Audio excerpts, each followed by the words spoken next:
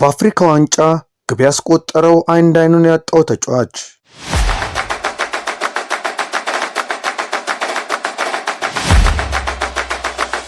ሰላም አድማጮቻችን እንዴት ናችሁ?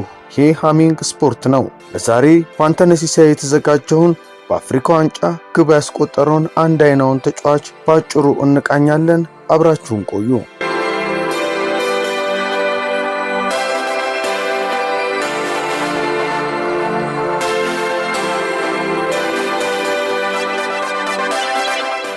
በሞሮኮ እየተካሄደ በሚገኘው 35ኛው የአፍሪካ ዋንጫ በምድብ መጀመሪያ ጨዋታዎች 12 ጨዋታዎች ተደርገዋል። በእነዚህ 12 ጨዋታዎች የበርካቶችን ቀልብ የሳበው የቡርኪና ፋሶ የመስመር ተጫዋች ጀርጂ ሚኒዮንጎ ነው።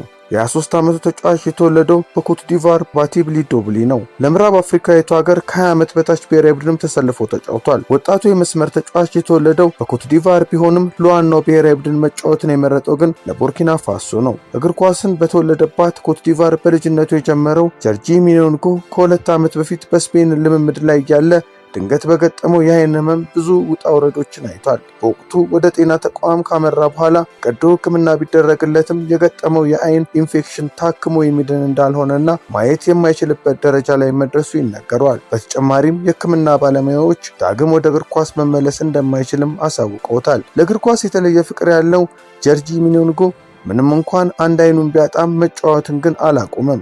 ከቀደመው በተለየ መልኩ ልምምዱን አጠናክሮ በመቀጠል የተዋጣለት ተጫዋች መሆኑንም አስመሰከረ።